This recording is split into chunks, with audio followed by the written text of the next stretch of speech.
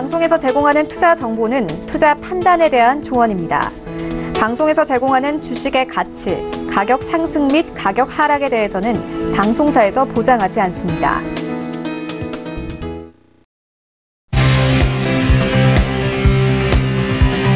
슈퍼스타 발굴 프로젝트 글로벌 슈퍼스타의 김민아입니다. 지난주에 이어서 주말까지 많은 일들이 있었습니다. 주요 산유국들의 정례회의에서는요, 감산에 대한 합의가 진행됐다는 소식이 있었고요. 또 미국 시장에서는 주요 지표들이 부진함에 따라서 3대 지수가 모두 폭락했다고 합니다. 이어 중국과의 무역 합의에 대한 부분도 계속적으로 갈등을 겪고 있다고 하는데요. 오늘도 저희 글로벌 슈퍼스타과 함께 하시면서 주 이슈들 체크하시고 이번 주 시장 전망까지 해보시기 바랍니다. 자, 그럼 본격적으로 저희 오늘 알아볼 코너별 이슈부터 확인을 해보도록 하겠습니다. 먼저 글로벌 코너로 가보겠습니다. 먼저 첫 번째로는 트럼프 행정부에서 내각 물갈이를 단행하고 있다라는 소식입니다. 이번에 새롭게 영입된 인사들의 이력에 대한 부분을 자세하게 분석을 해볼 거고요. 두 번째로는 6일에서 7일에 있었던 정례회의에 대한 소식을 준비했습니다. 이번에 드디어 감산에 합의했다라고 하는데 사실 트럼프를 저유가를 지지하기 때문에 반기를 들 수도 있습니다. 자세한 이야기 전문가니까 이야기를 나눠보도록 하겠습니다. 네, 이어서 차이나 코너로 가보도록 하겠습니다. 먼저 첫 번째 이슈로는요, 미국과 중국 간의 무역 협상에 대한 부분을 준비했습니다. 미국은 계속적으로 중국을 공격하고 있고 이에 중국 역시 반격을 가하고 있다고 하는데요. 자세한 이야기 잠시 후에 만나보시고요. 두 번째로는 중국의 11월 수출입 물가가 현재 주춤하고 있다라는 소식입니다. 하지만 반면에 대미 흑자는 또 사상 최대를 기록했다고 하는데요. 이번 지표에 대한 이면까지 분석해보는 시간 잠시 후에 만나보시죠. 이어서 코인 코너로 가보도록 하겠습니다. 먼저 첫 번째 소식입니다. 미국의 SEC 위원이요, 기다리지 말 것이라는 발언을 했다고 합니다. 무엇을 기다리지 말라는 걸까요? 네, 바로 ETF 승인권을 말하는 건데요. 우리 투자자분들이 많이 낙심하셨을 것 같습니다. 관련 소식 잠시 후에 만나보고요. 마지막으로는 캘린더로 본 암호화폐 시장을 준비했습니다. 올해 저희 코인 시장에서 있었던 이슈들도 자세하게 살펴보셔야 내년 전망도 자세히 수가 있으니까요. 끝까지 함께 하시면서 저희 전략까지 챙겨가시기 바랍니다. 자, 그럼 본격적으로 글로벌 슈퍼스타 출발합니다.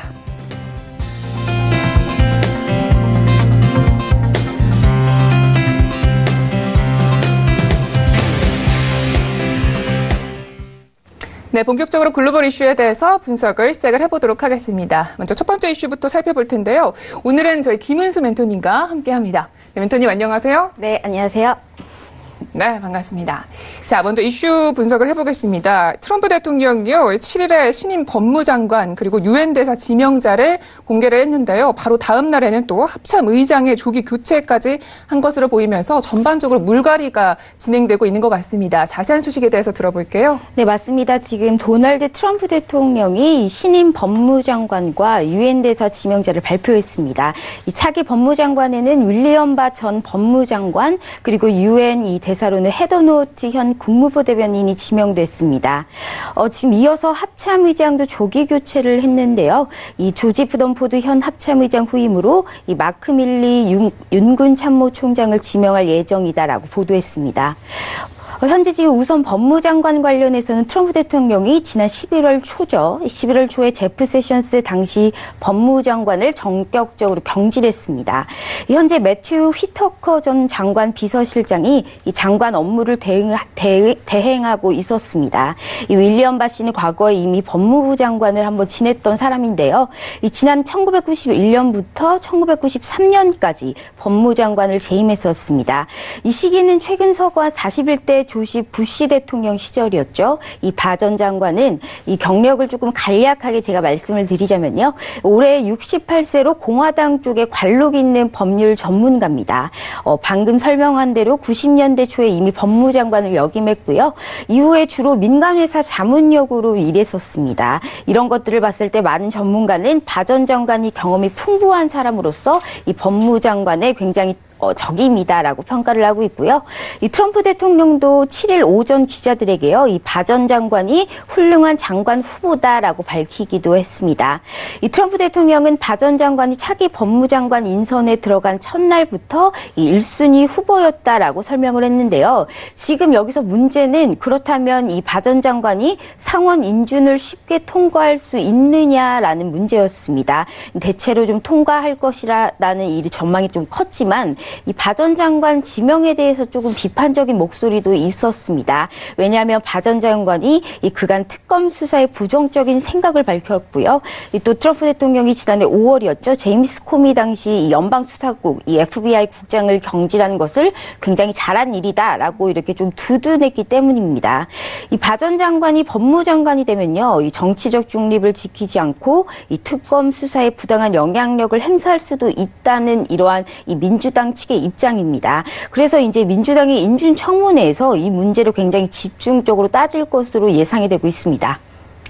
네, 알겠습니다. 자, 그렇다면 차기 유엔 대사로 지목되고 있는 헤더 노트 국무부 대변인과 또 추가적으로 마크 밀리 후임 합참의장은 어떤 이력을 가진 사람입니까? 네, 우선 지금 유엔 대사로 낙점된 이 헤더 노트는요, 여성입니다. 여성으로 이 올해 48세인데요. 원래 방송기자 출신입니다. 이 미국 ABC 방송과 폭스뉴스에서 일을 했었었는데, 이 지난해 4월 국무부에 오기 직전엔 이 폭스뉴스에서 이곳에서 이제 폭스의 친구들이라는 이 프로그램을 진행했었습니다. 트럼프가 굉장히 이 지지를 많이 했던 그러한 방송 기자라고 하더라고요. 그래서 지금 집이 뉴욕에 있는데 두 아들의 어머니로 현재 워싱턴과 뉴욕을 오가는 것으로 알려졌습니다.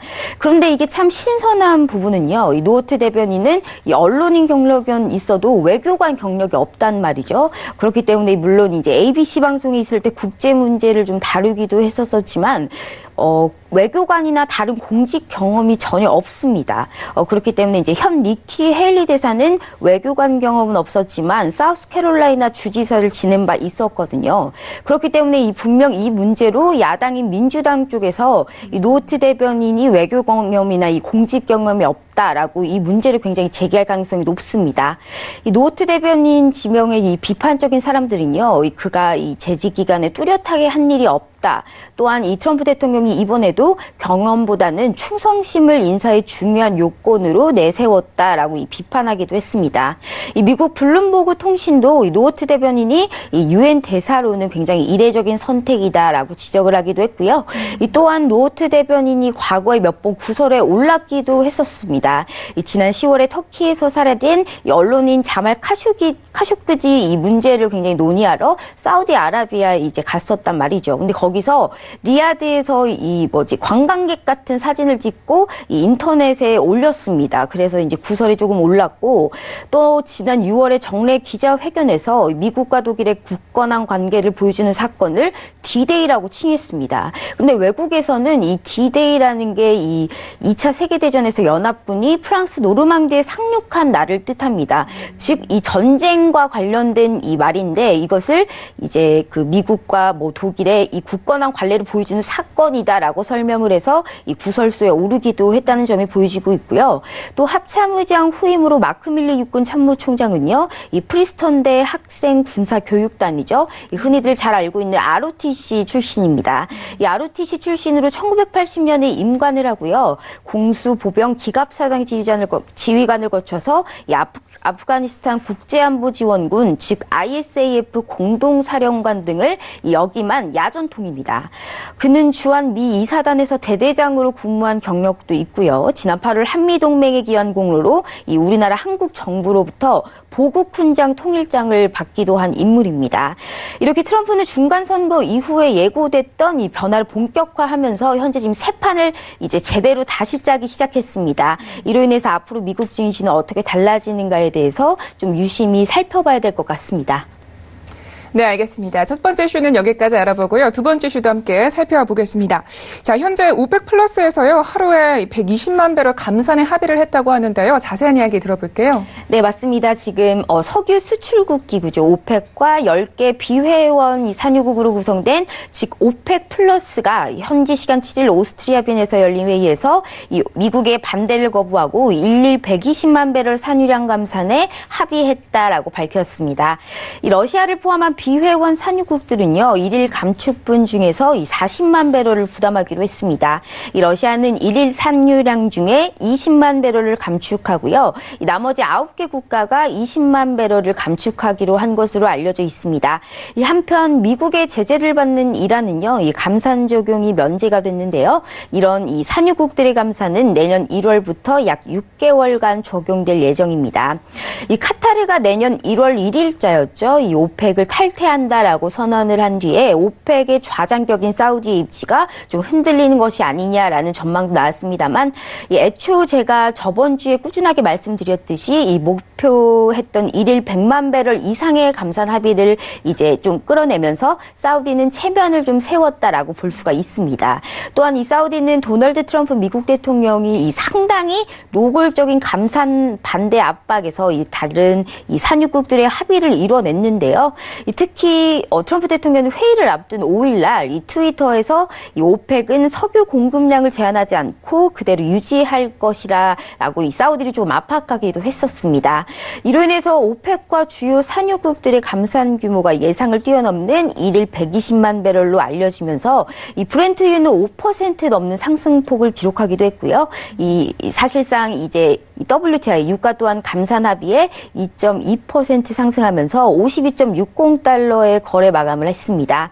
이 사실상 장기적인 유가 안정 효과를 내기 위해서는 일일 150만 배럴을 감산이 돼야 된다라고 주장했었기 때문에 이 장기적인 플랜은 사실상 조금 더 지켜봐야 될 것 같습니다. 하지만 우선적으로 이번 감산 합의로 이 내년 3분기까지는 원유 시장을 긴축시킬 것이다라고 예상이 되고 있고요. 이 브렌트유 또한 배럴당 70달러 선을 회복할 수 있을 것이다라고 이렇게 전망을 하고 있습니다.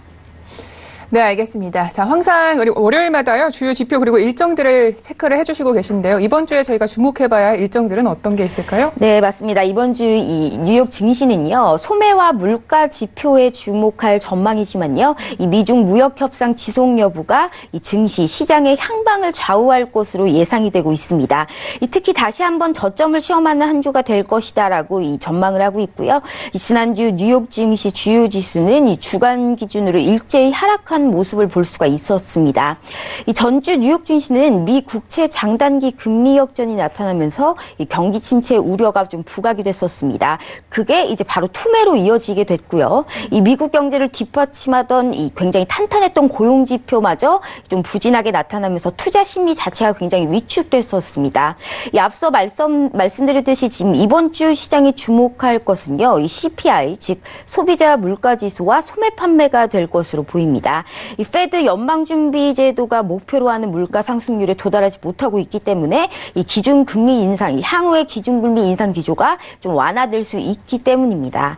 이 연준은 다음 주 18일부터 19일 FOMC에서 기준금리 인상 여부를 결정한 것으로 보이고요. 이제 표를 보면서 좀 말씀드리자면요. 11일 오늘입니다. 오늘은 미국 11월 생산자 물가 지수가 발표가 좀 예정되어 있습니다. 또한 이날 영국 의회에서는요, 유럽연합과 브렉시트안에 대한 표결이 진행될 예정입니다. 저번 주에 좀 말씀드렸듯이 만약에 이게 합의안이 부결이 된다라면 이 좀 답이 없는 이 노딜 브렉시트로 이어질 가능성이 높고요. 12일이죠. 화요일은 미국 11월 소비자 물가 지수와 이 유로존에서는 10월 산업 생산이 발표될 예정입니다. 13일에서 14일에 열릴 EU 정상회담 일정도 좀 잘 봐셔야 될 것 같습니다. 다행히 이탈리아가 EU의 권고로 예산안 수정을 받아들이기로 한 만큼 이 증시 변동성은 그렇게 크지 않을 것이다라고 전망되고 있고요. 목요일 14일에는 ECB 통화정책회의 또한 있습니다. 이번 주에는 굉장히 이 유로존에서 굉장히 다양한 이벤트가 많죠. 이 회의에서는 연말 양적 완화 종료가 좀 예정되어 있고요. 내년 중반 이후에 기준금리 인상을 예고한 상황입니다. 하지만 펀더멘털상 지금 이 여건 자체가 ECB가 이 재차 금리 인상에 대한 유예적인 태도를 보인다면 이 정책 불확실성으로 유화 약세 요인이 될 수 있다는 이러한 가능성도 좀 유의하시고 넘어가시길 바랍니다. 이 마지막 14일 금요일입니다. 금요일에는 미국 소매 판매와 이 11월 산업 생산 발표가 좀 예정되어 있고요. 이 유로존에서는 12월 마켓 제조업 PMI 예비치와 유로존 12월 마켓 서비스업 PMI 예비치가 발표될 예정입니다. 네, 알겠습니다. 미국 경제가 둔화되는 것이 감지되는 만큼 지표들에 대한 부분을 자세하게 챙기셔야겠습니다. 자, 이어서 저희 매매 전략 시간으로 가볼 텐데요. 이 크루드오일 같은 경우에는 감산 합의 소식에도 잠깐 1분 기준으로 올랐다가 내리는 모습을 보여줬거든요. 오늘은 좀 어떻게 대응을 해야 할까요? 네, 맞습니다. 오늘 제가 준비한 것은 이 나스닥과 크루드오일입니다. 우선 나스닥 먼저 한번 보시겠습니다. 현재 이 차트를 보시면요. 이 나스닥 일봉입니다. 지금 일봉에서 빵주 종목들이 모두 급락하면서 지수 하락을 조금 이끌었다라고 볼 수가 있는데 특히 아마존과 애플 그리고 넷플릭스가 급락을 했습니다. 거기에다가 인덱 그리고 이 애플을 넘어선 MS와 이 시스코 역시 급락을 했는데요. 이 11월 고용보고서가 앞서 말씀드렸듯이 예상보다 굉장히 부진한 모습을 보이면서 투자 심의 자체가 조금 약화됐습니다. 이 11월 논팜, 그러니까 비농업 부분 취업자 수는 15만 5천 명으로 이 전월보다 크게 밑도는 모습 보였었습니다. 이 지표 악화로 시장이 금리 인상 속도 완화에 좀 포커스를 맞추지 않고요. 이 지수 하락에 초점이 옮겨간 것은요. 바로 이 미중 무역 전쟁 때문에 인 것으로 보입니다.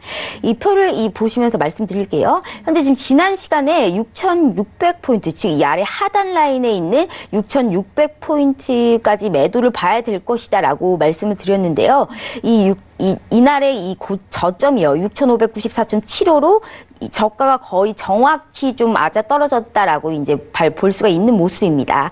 일단 단기 기술적 반등 구간을 좀 모색해봐야 되는데요. 이 매수는 6,600에서 6,700, 즉 이 굉장히 좀 단기로 좀 작게 6,600에서 6,700포인트까지만 이제 구간을 잡으시고 6,600포인트 이 세 번째 라인을 하회한다라고 했을 때는 좀 매도 대응을 지속해야 된다라고 보입니다.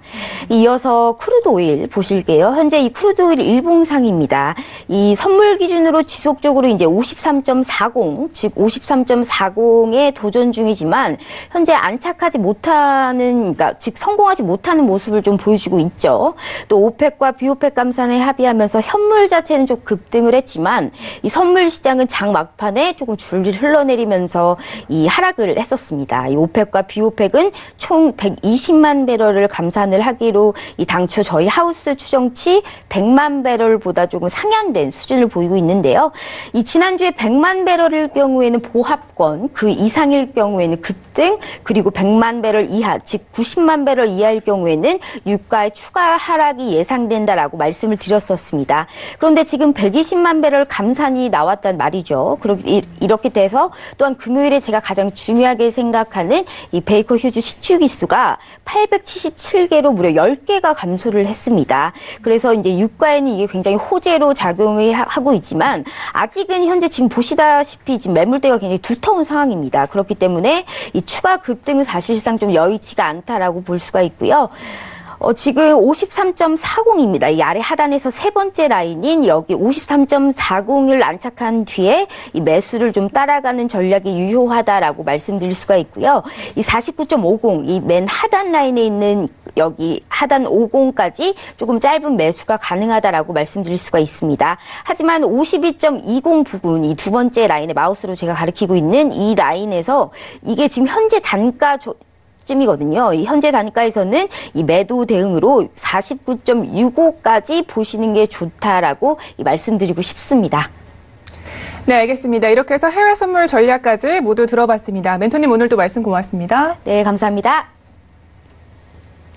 참고로 본 방송에서 제공하고 있는 정보는 투자 판단에 대한 조언일 뿐 주식의 가치나 수익률을 보장하고 있지 않습니다. 저희 서영재TV는 자본시장법을 준수하여 1:1 투자 상담, 유사수신행위, 무인가 영업행위, 불법 대여의 정보 및 가입 권유 등 모든 불법 사항들 엄중하게 금지하고 있습니다.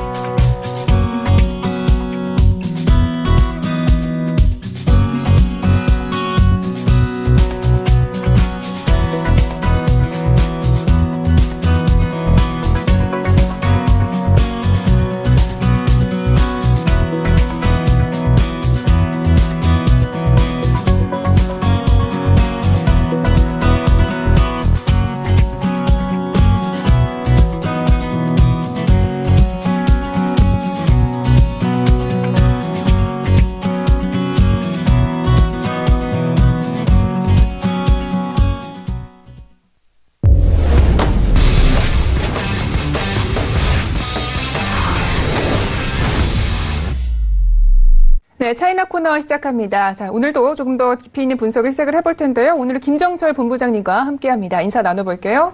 네, 안녕하세요. 네, 안녕하십니까. 네, 반갑습니다.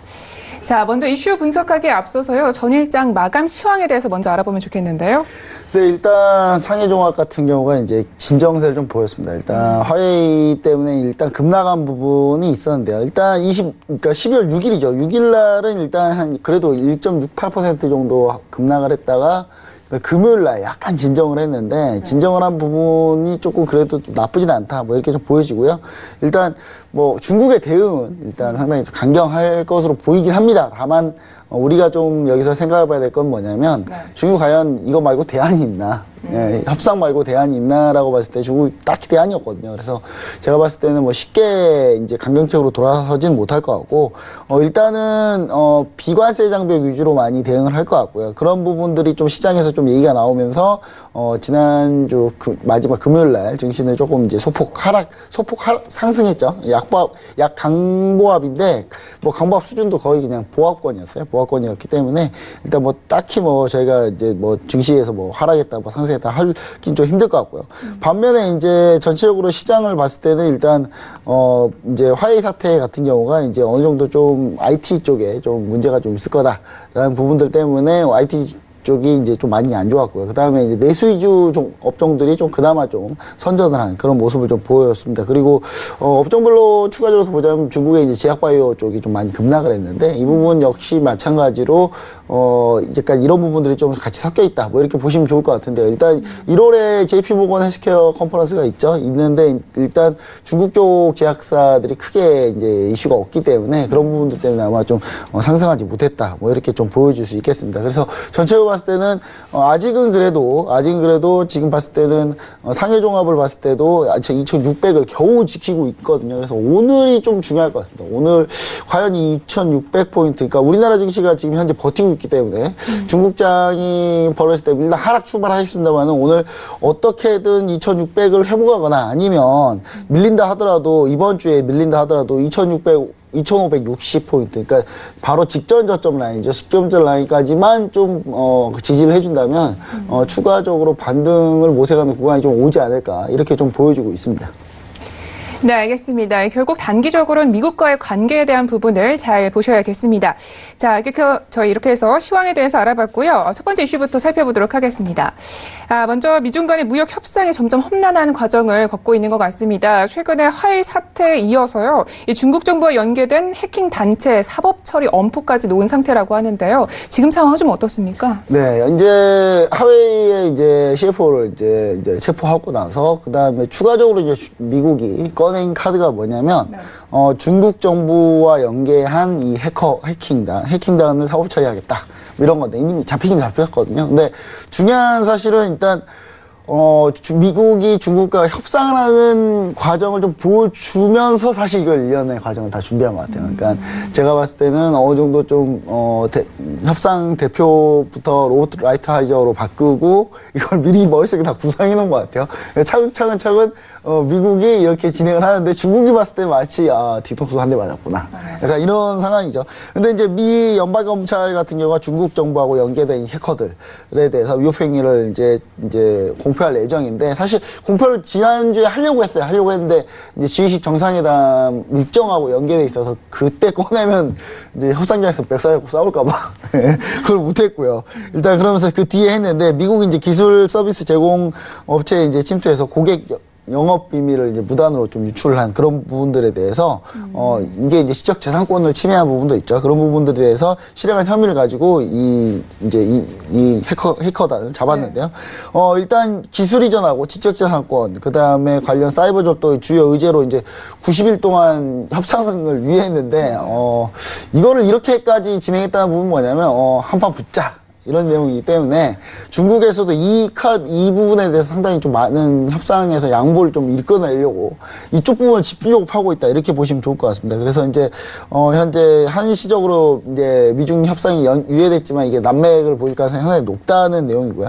그리고 미국 같은 경우는 이제 4월에 전 세계 이제 기술정보 업계를 뒤흔들었던 GT 사태가 있었죠. 올해 4월에요. 올해 글로벌 슈퍼스타 시간에 상당히 많이 이 부분을 많이 소개시켜 드렸는데 이와 똑같이 이제 명안조 같은 경우 같은 경우 이제 볼모로 지금 화웨이 경영 활동에 약간 치명타를 주기 위해서 진행을 하고 있고, 지금 사실 가장 우려하는 부분은 뭐냐면 미국 이제 IT 업계에서 화웨이 쪽에다가 장비를 이제 부품을 공급해 주거든요. 근데 그 부품 공급 완전히 끊어버릴 가능성이 있는데, 그 끊었을 경우는 사실 미국 부품 만든 회사도 사실 타격이 있습니다. 왜냐하면 전체적으로 상당히 많은 수요를 차지하고 있기 때문에. 근데 쉽사리 결정은 못하지만 만약 이걸 끊어버릴 경우 과연 GT처럼 이제 화웨이도 당장 이제 아예 제품 자체를 내놓지 못하기 때문에 그런 부분들을 과연 어떻게 이제 후에 진행을 할지, 이 부분이 상당히 좀 우리가 지켜봐야 될 부분이 아닌가, 이렇게 좀 생각을 해볼 수 있겠습니다.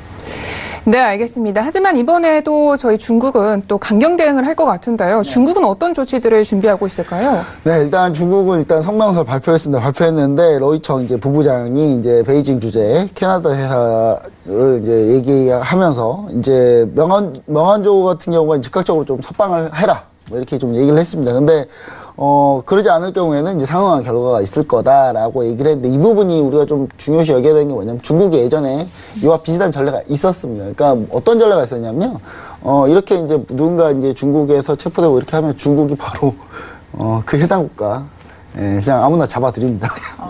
아무나, 일단 타겟 걸리면 중국도 잡아버려요. 잡아놓고 구금해버리거든요. 그러니까 아마 제가 봤을 때 일단 캐나다가 체포했기 때문에, 아마 캐나다 기업인 노릴 가능성이 상당히 높습니다. 그리고 그걸 이제 지난번에는 한 달 정도 뒤에 이제 그런 일이 벌어졌었는데요. 이번에도 약간 그와 비슷하게 좀 벌어질 가능성이 좀 높다, 이렇게 좀 보여지고요. 그리고 이제 사실은 미국을 타겟으로 하는 거였죠. 그래서 화웨이에 대해서 이제 노골적으로 이제 중국에 대해 압박을 하면서 화웨이를 압박한 거기 때문에, 우리나라 사드무역처럼 약간 이와 비슷한 비관세 장벽을 최대한 활용해가지고 아마 압박할 가능성이 상당히 높습니다. 근데 이미 지금 그와 비슷한 일이 벌어지고 있어요. 지금 현재 중국 정부가 이제 이런 생각을 살짝 피력을 하면 중국의 기업들이 중국 애국심이 좀 높은 것 같아요. 기업들이 알아서 행동합니다. 알아서 행동하는데, 일단 몽파이 기술그룹 같은 경우는 사내에서 애플 아이폰 쓰면은 다 상여금 깎아버리겠다, 이미 지금 공표한 상태고요. 그리고 현재 지금 중국에 진출한 미국 기업인들 같은 경우도 반독점 조사할 거고, 부패 혐의 등을 이제 빌미로 해서 체포 및 보복 조치를 아마 할 가능성이 상당히 높습니다. 그러니까 캐나다 기업인을 할 거냐에 대한 이제 중국의 선택이 있는 것 같아요. 그러니까 캐나다로 할 거냐, 아니면 실질적으로 우리한테 타겟을 잡은 미국을 대상으로 할 거냐. 그러면 이제 제가 봤을 때는 중국이 차라리 미국을 대상으로 할 가능성이 높다 보여지고요. 그 다음에 이제 체포를 해서 구금하는 경우가 이제 상당히 좀 안 좋은 시나리오이기 때문에, 중국 정도 부담이 있기 때문에 제가 봤을 때는 약간 반독점으로 갈 가능성이 높아요. 그래서 그 반독점이 제가 봤을 때는 딱 하나밖에 없거든요. 반독점 잡을 만한 게 지금 이제 메모리 반도체, 그 삼성, 하이닉스, SK 하이닉스, 그 다음에 마이크론, 이 3사가 가지고 있는 이 메모리 반도체 쪽에 약간 집중할 가능성이 좀 있습니다. 그래서 이 부분이 어떻게 진행될지는 우리가 좀 한번 지켜보시면 좋겠지만, 아마도 방향을 그쪽으로 좀 잡고 있다, 이렇게 보시면 좋을 것 같네요. 네, 알겠습니다. 첫 번째 이슈는 여기까지 분석을 해보고요. 다음 이슈도 함께 이야기를 나눠보겠습니다. 자, 미중 무역 전쟁이 장기화되고 있는데도 지금 현재 중국의 대미 무역 흑자는 사상 최고치를 또 기록을 했다고 합니다. 반면에 전체 수출입 규모는 또 줄어들었다고 하는데요. 자세한 지표를 좀 분석을 해볼까요? 네, 일단 무역전쟁 같은 경우가 이제 계속 지속되면은 사실 중국이 좀 밀려야 되는 그 수출액이 좀 감소하고 뭐 이래야 되는 거 아니냐라고 하는데, 일단 이번 달 지표에서는 수출액 수입액이 감소하긴 했습니다. 감소하긴 했는데, 미국에 대한 이제 대미 무역 흑자죠. 중국 같은 경우 대미 무역 흑자가 이제 예상치를 좀 상회했죠. 일단 수출입 증가율만 따져보면 11월 수출입 증가율 같은 경우는 일단 예상치를 좀 밑돌았고요. 중국 해관총서에서 얘기한 걸 기준으로 보면은 중국 수출입 위안화 기준으로 11조 5,700억 위안으로 지난 11월 대비해서 10.2%, 그러니까 지난 2017년 11월에 대비해서는 연단위 YOY로 봤을 때는 한 10.2% 증가를 했고요. 그 다음에 시장 전망치 12.6%는 물론 이제 지난 10월 달보다도 10월 달 20.1%보다는 많이 줄어든 그런 상태입니다. 그리고 같은 기간 수입액은 7.8% 증가해서 1조 2,600억 위안을 기록했는데요. 시장 예상치가 17.8%였던 걸 비하고, 그 다음 전월치가 26.3% 올랐던 걸 비교해보면 일단 수출입 전체 물량은 줄었다, 이렇게 보시면 좋을 것 같습니다. 알겠습니다. 사실 많은 전문가들이 미중 무역 전쟁에서 중국이 더욱더 불리할 것이다라는 의견이 많았잖아요. 그런데도 현재 계속적으로 흑자를 기록을 하고 있어요. 어떻게 된 걸까요? 일단 전체적인 규모는 11월 들어서 좀 줄었지만 오히려 이제 미국에 대해서 흑자를 보는 규모는 더 늘어났어요. 근데 이걸 좀 자세히 좀 보면 11월에 이제 355억 5천만 달러 규모의 대미 흑자를 기록했는데 사상 최대였던 게 341억 달러였습니다. 근데 341억 달러보다 더 늘어났죠. 대미 흑자는요. 근데 이제 중국 같은 경우가 대미 수출액이 급격하게 이제 이렇게 늘어난 거냐라고 봤을 때는 그렇지 않고요. 전체 수출이 규모가 줄었기 때문에 규모가 늘어나서 흑자가 본 게 아니라 사실 이제 미국이 대중 수출에서 많이 타격을 받았다. 그러니까 오히려 미국이 무역전쟁을 하게 되면서 중국에다 물건을 팔지 못하고 있는 그런 상황이고요. 중국은 그럼 미국에 물건을 계속 팔고 있냐? 팔고 있습니다. 근데 이 부분이 그럼 도대체 어떻게 된 거야? 관세를 오히려 중국이 더 관세를 많이 받지 않냐라고 하지만 사실 이건 뭐냐면 중국의 위안화가 떨어지면서 사실 중국의 이제 예를 들어서 중국의 제품이 1,000원이었고 관세를 25%에서 예를 들어서 1,250원이다라고 하면은 위안화 환율이 떨어지면서 이게 한 1,100원, 1,050원 정도 떨어져 있어요. 그러니까 관세가 붙어도 기존보다는 좀 비싸지만 그렇게 비싸지 않은 거죠. 그러면서 이제 물건은 팔립니다, 계속. 그러니까 그렇게 많이 차이가 없기 때문에. 그러니까 그런 부분들 때문에 오히려 이제 위안화 약세에 상당히 좀 도움을 많이 받고 있다. 근데 이 말은 지금 무슨 말이냐. 중국이 위안화가 살짝만 돌아서거나 위안화가 여기에서 지지만 받아도 미국이 추가 관세를 부과해버리면 이 부분은 상당히 바뀔 가능성이 상당히 높다. 뭐 이렇게 좀 보시면 좋을 것 같고요. 그리고 이제 중국 같은 경우 수출액이 지속되고 있는데 수입액 같은 경우 미국 농업 분야가 많이 미국 같은 경우는 중국의 첨단 산업들이 많이 들어가지 못하고 있어요. 그러니까 농업 분야가 일단 막히다 보니까 전체 이제 수출이 좀 막혔고, 그러니까 미국의 수출이 급격하게 이제 감소를 했습니다. 근데 이제 중국으로 봤을 때는 어떻게 보면 무역 전쟁 대응 잘하는 거 아니야? 이 정도면 잘하고 있는 것 같아. 라고 볼 수 있겠지만 사실 이제 중국이 봤을 때 안 좋은 점은 뭐냐면 자꾸 대미 무역자가 늘어나니까 미국이 더 요구를 하고 더 협상을 하게끔 만들 수 있는, 그러니까 중국이 약간 이 부분에 대해서 계속 양보를 해줘야 되는 약간 그런 빌미가 되고 있거든요. 그래서 양 국가가 어떻게 보면 장단이 있습니다. 그래서 이 부분이 이제 어떻게 좀 해결될지는 우리가 지켜봐야 되겠지만 이 부분에 대해서 서로 얘기드리는 게 이제 어떤 건 미국 같은 경우는 이 부분을 좀 더 부각시키되 이 피해가 장기화되지 않게 그렇게 가려고 하는 게 좀 미국에서 보고 있는 것 같고요. 중국 같은 경우는 지금 이렇게 흑자를 계속 내고 있다고 마냥 좋아할 만한 그런 상황이 아니라는 거죠. 그래서 협상할 때 자꾸 불리해지기 때문에 그래서 중국 같은 경우도 이게 또 미리 또 물건을 많이 팔아놨던 게 있기 때문에 시간이 뒤로 가면 갈수록 중국 역시도 이 부분에서 피해가 분명히 있다. 그래서 미중 무역전쟁, 중미 무역전쟁 같은 경우는 시간이 장기화되면 될수록 양 국가가 피해가 점점 커질 거다라는 부분을 다시 한번 또 얘기를 드립니다. 네, 알겠습니다. 자, 이렇게 해서 이슈 두 가지는 여기까지 분석을 해보도록 하겠습니다. 자, 계속해서 기업 분석 시간으로 가볼 텐데요. 바로 앞서서 위안화 환율에 대한 부분을 짚어주셨는데 그렇다면 환율을 좀 피해갈 수 있는 업종을 택하는 게 좋을까요? 그렇죠. 완전 내수만 가야 되겠죠. 네. 네, 그래서 지금 종목을 보면 완전 내수 쪽 아니면 지금 답이 안 나오고 있습니다. 그래서 지금 첫 번째로 보면 이제 우리가 오늘 제가 가지고 온 안타 스포츠인데요. 안타 스포츠 하면은 어떤 회사지 이제 잘 모르시는 분들이 있어요. 근데 안타 스포츠 같은 경우 중국에서 우리나라 제품들 중에 휠라코리아 같은 경우는 이제 글로벌 브랜드이긴 합니다만 우리나라가 아예 가지고 있죠. 네. 로열티를 다 가지고 있기 때문에 우리나라 회사라고 볼 수 있습니다. 근데 휠라코리아가 이 안타 스포츠가 OEM에서 하는 회사고요. 그리고 그런 이제 전체 매출 점유율이 약 44%로 나이키가 이제 스포츠 의류하고 그다음에 용품 제조, 스포츠 의류 용품 제조를 많이 하는 회사거든요. 근데 이 회사가 44% 정도가 전체 점유율을 가지고 있어요. 그다음 나이키가 한 35, 아디다스가 한 27% 가지고 있는데 한마디로 중국 시장 1위입니다. 1위인데 이 회사가 이제 스포츠나 스포츠 용품이 왜 지금 부각이 되냐? 중국이 좀 먹고 살다 보니까 요즘 운동을 많이 해요. 운동 많이 해서 스포츠웨어 많이 있고요. 그러다 보니까 주로 이제 안타 스포츠라는 브랜드 자체 브랜드가 있어요. 네. 있는데 이 안타 스포츠 자체 브랜드를 제외하고 지금 휠라코리아, 그다음 중국에서 엄청난 인기를 끌고 있답니다. 우리나라에서 보고 다 배워간다고 해요. 데상트. 예, 데상트가 이거 일본 브랜드인데 중국 사람들 일본 되게 좋아하는 것 같아요. 제가 봤을 때는.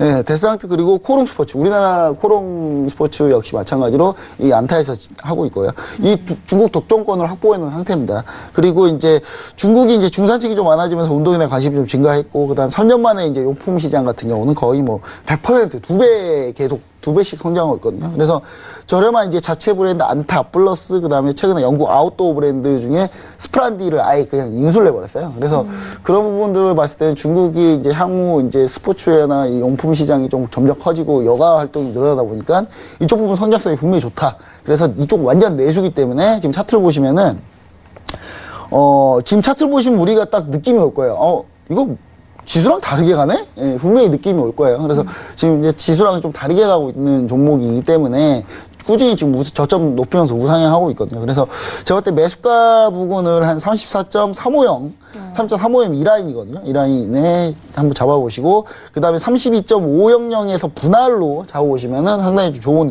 가격대가 나올 것 같고요. 왜냐면 최근에 좀 안 좋은 것들 하락한다는 전제하에. 예, 그리고 손절가는 29.400으로 잡아주시고, 그 다음에 1차 목표가는 여기 보시면은 48.000 이쪽 라인, 맨 위쪽 라인이죠. 이쪽 라인을 한번 보시고, 그 다음 2차 목표가는 47.100 라인, 요 라인까지 한번 보시면은 안타스포츠 같은 경우 상당히 좀 무역전쟁에서는 좀 많이 비껴나간 종목이기 때문에 충분히 우리가 볼 수 있다. 이거 홍콩에 상장되어 있으니까 그냥 홍콩 달러 표시라고 보시면 될 것 같습니다. 네, 알겠습니다. 오늘의 기업은 안타 스포츠였습니다. 자, 이렇게 해서 차이나슈는 여기까지 이야기 들을게요. 멘토님 오늘도 말씀 고맙습니다. 네, 감사합니다. 참고로 본 방송에서 제공하고 있는 정보는 투자 판단에 대한 조언일 뿐 주식의 가치나 수익률을 보장하고 있지 않습니다. 저희 서영지TV는 자본시장법을 준수하여 1:1 투자 상담, 유사 추신행위, 무인과 영업행위, 불법 대여기 정보 및 가입 권유 등 모든 불법 사항들 엄중하게 금지하고 있습니다.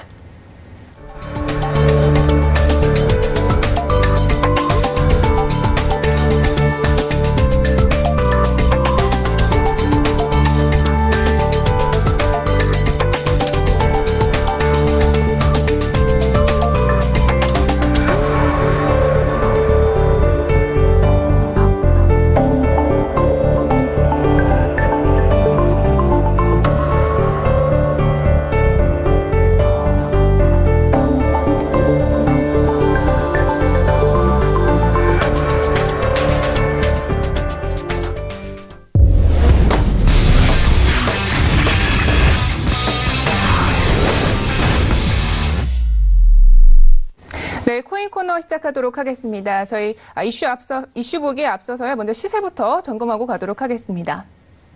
네, 코인 마켓캡 기준으로 알려드립니다. 비트코인은 전일 대비해서 $200가량 오른 3,600달러 선에서 현재 등락을 보여주고 있습니다.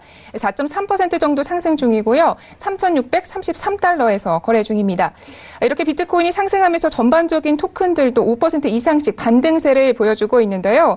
특히 시가총액 3위 종목인 이더리움은요. 전날 장중에 83달러까지 하락했지만 추가 매집 세력이 유입되면서 현재 급등을 했다고 합니다. 현재는 3.66%대 상승 중이고요. 95달러까지 올라왔습니다. 하지만 이더리움은 지금까지 역사적 고점 대비해서 93%가량 빠지면서요. 이 대장주들 사이에서는 가장 가파른 급락세를 보여주고 있다고 합니다. 현재 테더 같은 경우에는 6위까지 안정적으로 올라와 있는 상황인데요. 0.43%대 조금 하락하고 있습니다. 하지만 안정적으로 1달러대 유지하고 있는 모습을 보여주고 있고요. 반면에 이오스는요. 12%나 급등하고 있습니다. 이 중에서 가장 상승폭이 큰데요. 현재는 2.06달러에서 거래 중입니다. 이 중에서는 테더와 비트코인 SV가 하락하고 있는 모습을 보여주고 있는데요. 비트코인 SV는 1%가 넘는 하락을 보여주고 있으면서 97달러에서 거래 중이고요. 마지막으로 트론은 지난주 10위권 안으로 들어온 이후에도 현재도 10위에 머물고 있습니다. 네, 그리고 지금 주말 사이에도 비트코인 미래 전망과 관련해서 긍정적인 의견 그리고 부정적인 의견들이 모두 섞여 있는 모습입니다. 캔자스 투자회사의 책임자는요. 이 비트코인은 데드맨 워킹을 하고 있다. 가격은 결국 제로까지 떨어질 것이다라고 전망을 한 반면에 또 영국 주요 자산 펀드 매니저는요. 최근에 암호화폐 시장 붕괴는 도로의 방지턱에 불과하다면서 긍정적인 시장 전망을 내놨다고 합니다. 네, 이렇게 해서 시세에 대한 부분을 짚어드렸고요. 본격적으로 이슈 분석을 시작을 해보도록 하겠습니다. 오늘은요, 우리 선주 멘토님과 함께합니다. 멘토님 안녕하세요. 네, 안녕하세요. 네, 반갑습니다. 네. 자, 이슈 분석을 시작을 해보도록 하겠습니다. 이 미국의 ETF 승인이요, 계속적으로 늦어지고 있다고 하는데요. 그 이유에 대해서 알아볼까요? 네, 미국 증권거래위원회 SEC가 이제 비트코인 상장지수 펀드 이제 ETF 심사를 또다시 연기를 했는데 아마 다음 심사 결과 발표일은 내년 2월 27일로 예상되고 있습니다. SEC의 공식 문서에 따르면 이제 SEC는 비트코인 ETF 승인에 필요한 규정 변경 심사 결과를 이제 내년으로 미뤘는데요. 바네크와 솔리드 X가 신청한 비트코인 ETF 사업도 추가 검토 중에 있다고 밝혔습니다. 사실 이게 이번만이 아니라요. 지난 6월에 신청된 비트코인 ETF 바네크 앤 솔리드 X 비트코인 트러스트에 대해서 SEC가 자본시장의 ETF 규정과 맞지 않고 또 시장 조직 및 사기의 위험이 있다고 이제 거절을 했고요. 지난 10월에 또 다시 한번 SEC 위원장과 솔리드 X 대표 그리고 시카고 옵션 거래소 법률 고문 등이 만나서 비트코인 ETF에 대해서 논의를 했지만 역시나 연기가 됐습니다. 계속해서 이렇게 방어적인 태도를 유지를 하고 있는데요.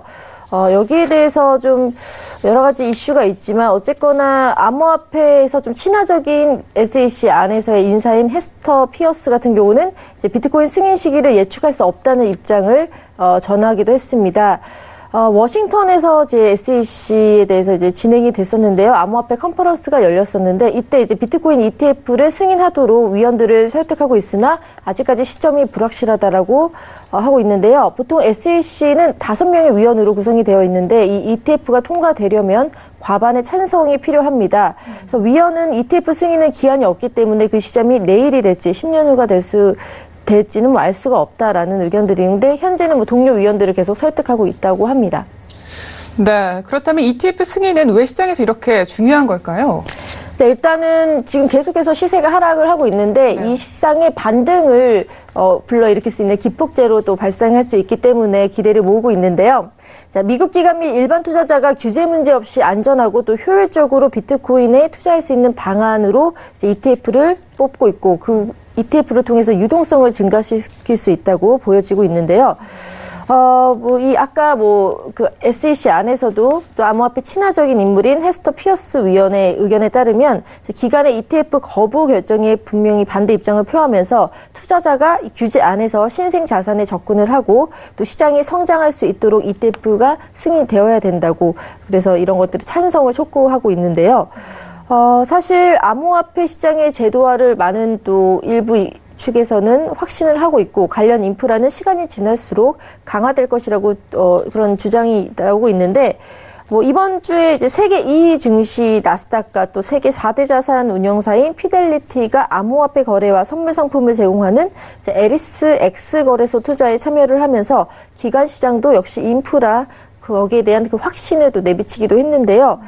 어쨌거나 이제 바네크, 솔리드 X 그리고 시카고 옵션 거래소의 ETF 승인 여부는 2월 27일 결정이 되는 것으로 이제 예정이 돼서 어떻게 될지 2월 27일 날 되면은 이게 기폭제로 정말 작용할지는 좀 더 지켜봐야겠지만 어쨌거나 ETF가 빨리 승인이 돼서 좀 좀 다시 한번 활력을 불러킬 수 있는 그런 역할을 했으면 좋겠습니다.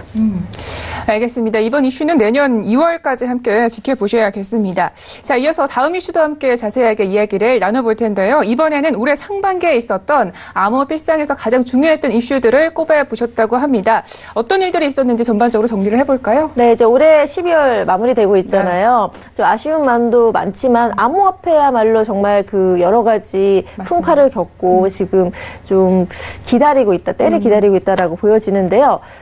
딱 그 MC님께서는 지금까지의 그 그래프를 딱 봤을 때 어떻게 그리면 될까요? 1월부터 12월까지. 글쎄요, 갑자기 폭등을 했다가 좀 내려가지 않았을까요? 네, 뭐 대략 맞았는데요. 이게 쭉 아래로 대충 그으시면은 지금의 시세와 같거든요. 그러니까 계속 내려가고 있습니다.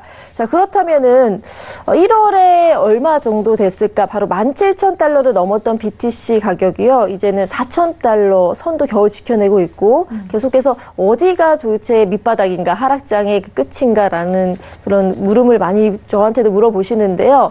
사실 알 수가 없죠. 이게 끝이라고 생각하고 12월에 많은 분들이 좀 반등이 될 것이다라고 예상을 했지만 아직까지는 또 이렇다 할 큰 이슈가 좀 있어야 되는데 그런 상승에 이끌어낼 수 있는 그런 것들이 좀 아직은 안 보이고 있다는 데서 아쉬워하고 계시는데요.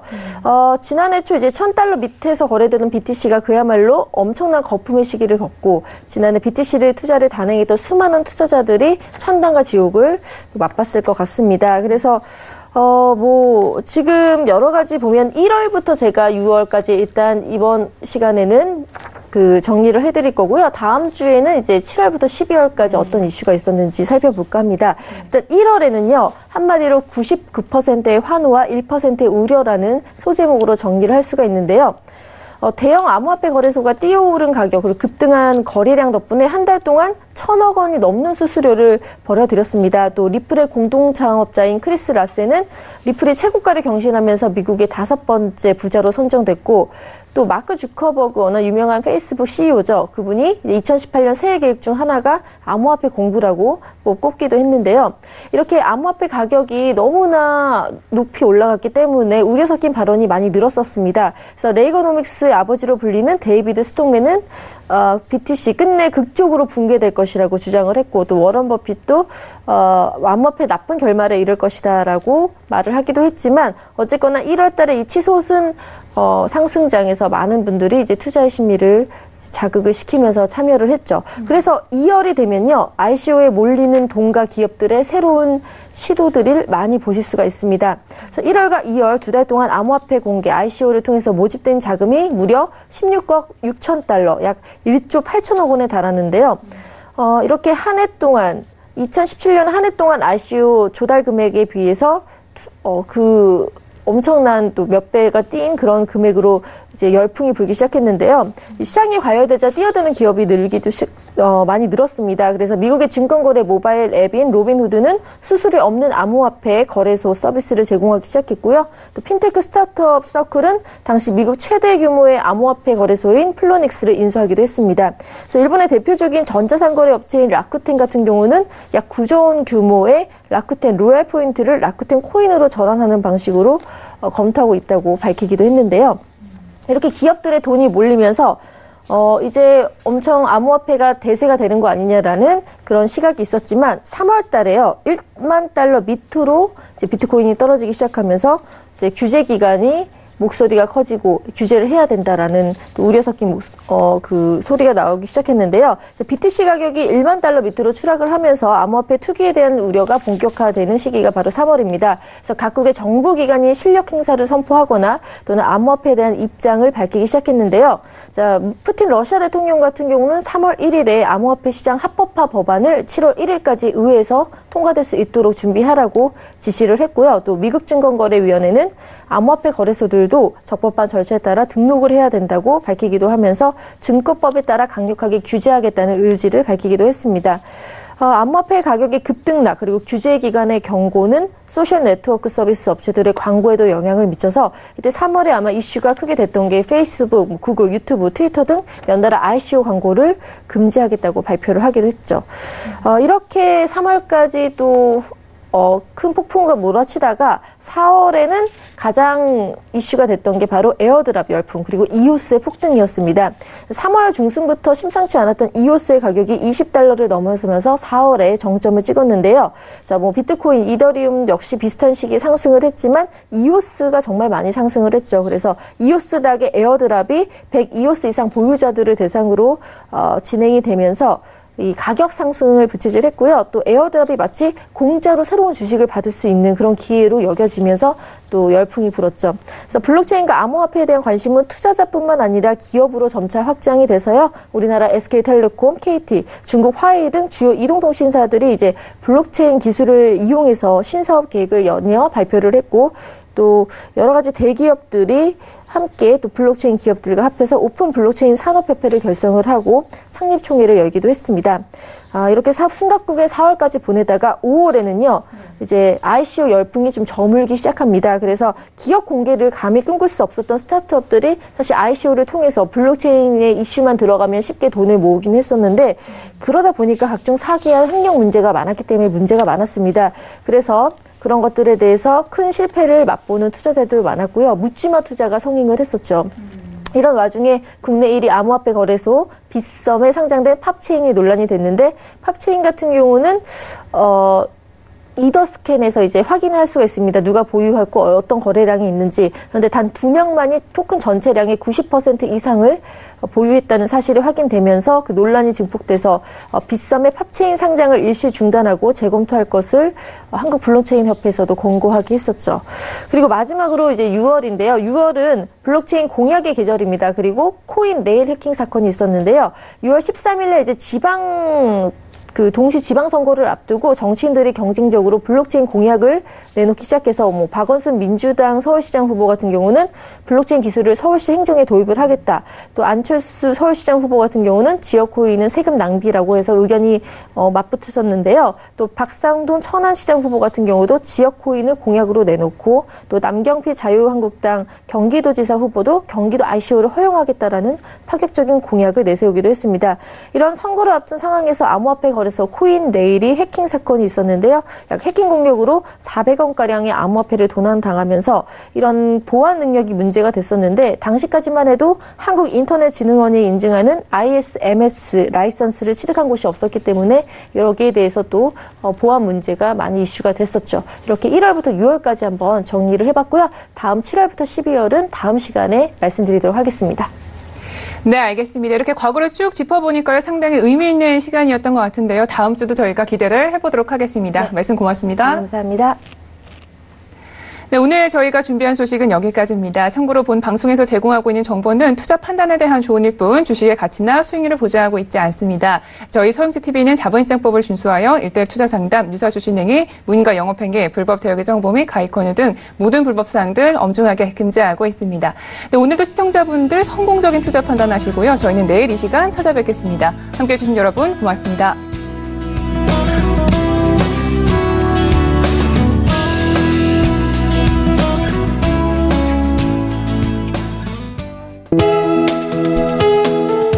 방송에서 제공하는 투자 정보는 투자 판단에 대한 조언입니다.